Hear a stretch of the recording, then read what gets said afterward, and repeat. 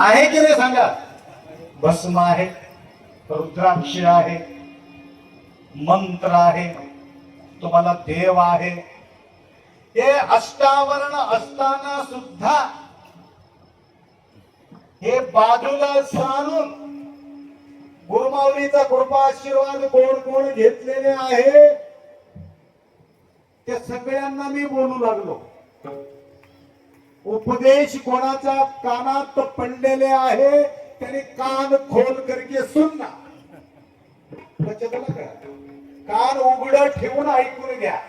आजपासून या गंगाधरांच्या साक्षीने, गंगाधर जवळ आहे तिथं, हे गंगाधर नाही, हे बी आहे साक्षीने, तर तुम्हाला आजपासून ते निष्ठा बाळगायचा आहे. कट्टीला लिंग बिट्टू ಬೆಟ್ಟದ ಲಿಂಗಕ್ಕೆ ಹೋಗಿ ಹೊಟ್ಟಿ ಅಡಿಯಾಗಿ ಬೀಳೋರ ಹೊಟ್ಟಿ ಮೂಡರ ಕಂಡರೆ. तुम्हाला गुरु असताना गुरुसाठी भटकायचं कशाला? तुमच्या गळ्यात लिंग असताना देवासाठी भटकायचं कशाला?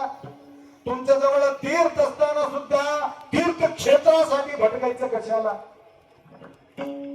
कशाला भटकायचं? आता मी येत होतो, शिवा मला म्हटलंय आपण आम्ही प्रयागराजला गेलो होतो की नाही? हो गेलो होतो. हे वेळेगाव सुद्धा प्रयागराजासारखंच वाढलेलं बघा वातावरण. म्हटलं कुठं कुठं जनरेटर, कुठं कुठं लाईट, कुठं कुठं काय पत्ताच नाही. सगळं एवढा भारीच व्यवस्था. आणि आज आम्ही आलो म्हणून इथं सुंदर वातावरण बी देव सुविधा दिलेली. आता वादळ नाही, पाऊस नाही. काल रात्री 2 वाजता मी बाहेर झोपलेले, आत जाऊन झोपलो, तेवढं वादळ सुद्धा होता. म्हणून देव गळ्यात असताना देवासाठी भटकायचं नाही. बघण्यासाठी जावा, काशीला बघण्यासाठी जावा, केदारला बघण्यासाठी जावा, देवासाठी जाऊ नका. लक्षात आलं का? गेलं तर काय म्हटलं? गुरुसाठी सुद्धा भटकायचं नाही. तुम्हाला गुरुवर्य भरपूर आहे, अवती भोवती सगळीकडे गुरुमाऊली झालेले आजकाल. लक्षात आलं का? ज्यांच्या गळ्यात लिंग आहे गुरुचा, त्यांच्याच पाय पडायचा, दुसरा कोणाचा पाय पडायचं. उलट तुम्हाला पाप लागते.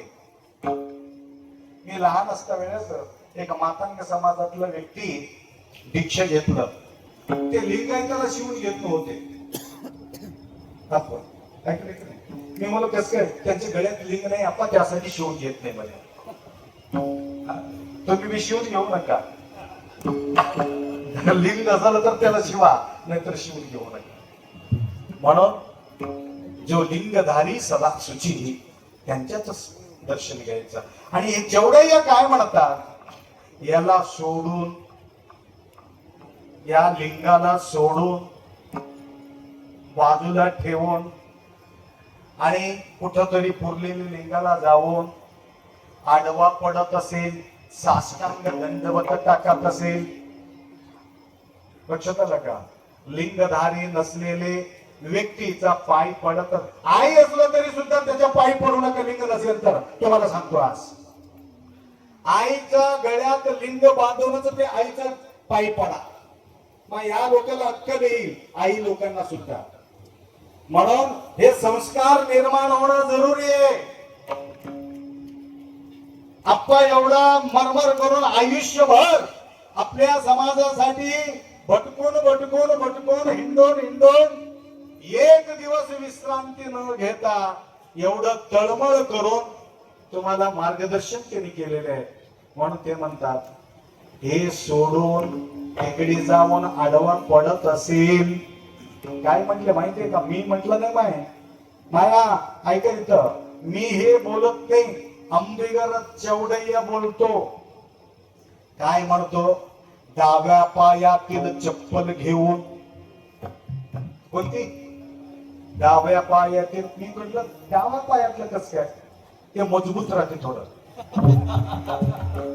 उजव्या पायातला थोडं झिजलेली असते, जास्त प्रेशर पडत नाही ना ह्या डाव्या पायाला.